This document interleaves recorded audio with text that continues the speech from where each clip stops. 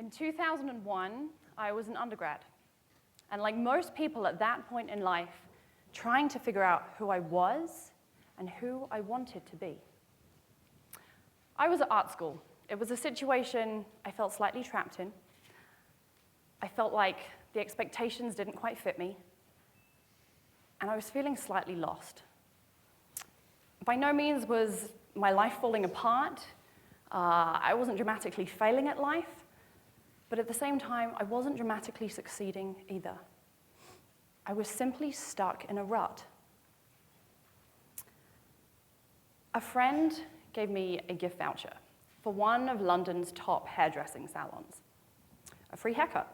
Great. I found a picture of a woman with a haircut I had never seen before. She looked cool and confident. She looked chic and interesting and edgy, all of the things that I wanted to be.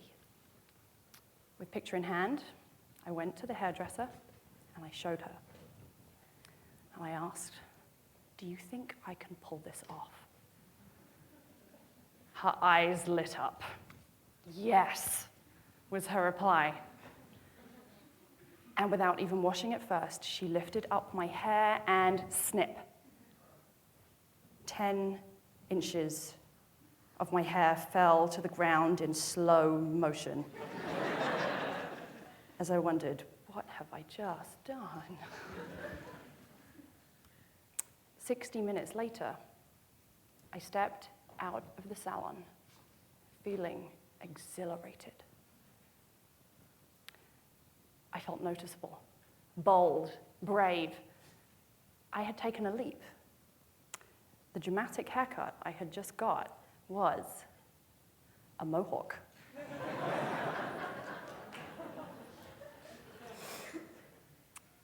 The reactions I received to my daring move were varied. My friends were in awe of my bold move, but still kind of surprised. My art colleagues all of a sudden thought I was like 10 times cooler. My parents, yeah, that was a different story. They had a minor freak out and set about reminding themselves, hair grows back, hair does grow back. I'm pretty sure many people thought I was crazy, and who knows, maybe they were right. But there were days when I didn't feel as confident as my hair made me look, but for the most part, I loved this striking but temporary change I had made. And it turned out that this was the first of many mohawks for me, because since then, getting a mohawk has come to represent anything that is risky but not permanent and helps me become more of who I want to be. A few years later, I had dramatically left my job, sold my car, sold most of my belongings, moved out of my apartment, and fled the country. All for love, which, by the way, did not work out, but that's another story for another day. So, I found myself a little heartbroken, and I found myself at a crossroads, again, feeling a little lost. The path that obviously made sense was to go home. Be near my parents, be near my friends, be near my family. Take the solid job offer that was waiting for me at home. To buckle down and rebuild my life in London. I knew what I really needed was another mohawk. A few months later, I moved to China. I had never been to China before. I didn't speak the language. I had never done the job I was moving there to do. I didn't know a soul. That first night there, I had a few moments of agony, worrying, what if I don't like the food? What if I don't like the job? What if I can't do the job? What if I don't make friends? What if I can't make it here? I knew this time everybody thought I was crazy. I think they thought that I was running away from something, and they may have been a little bit right. But mostly, I knew I was running towards something. I reminded myself that just like the Mohawk, this felt risky, but it wasn't irreversible. Just like the Mohawk, this was helping me become more of who I wanted to be. That year in China turned out to be the ultimate adventure, filled with everything an adventure should be. The job was challenging and brilliant. The people were wonderful and so kind, and I fell in love with the country. I even loved the food. But it was that move to China that changed me forever, and changed me for the better. My ultimate Mohawk happened right here at BYU on the MBA program.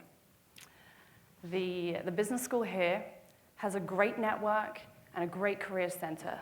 They've walked thousands of business students through the rigors of interviewing and securing internships. Internships with Fortune 100 companies, with giants of the business world, with some of the most prestigious employers of MBAs. They've created a well-beaten path to success. I decided I wouldn't take the well-beaten path. I know you're surprised at this point. Even though it would have been simpler and safer, I just couldn't seek a job with one of those firms because to me, that would have felt like signing up to become somebody else. So I did something different, and I did something that would help me become more of who I wanted to be. I started out with no networks, no connections, no idea of how to get the internship I wanted. When about 50% of my colleagues had their internships tied up, finalized, I was still researching. When about 90% of my colleagues had their internships, I had maybe 2 leads. It was a week before the end of the semester that I got my internship offer. I went to work with a social entrepreneurship organization called Ashoka, and it was an incredible experience. I found my field, and I found friends for life.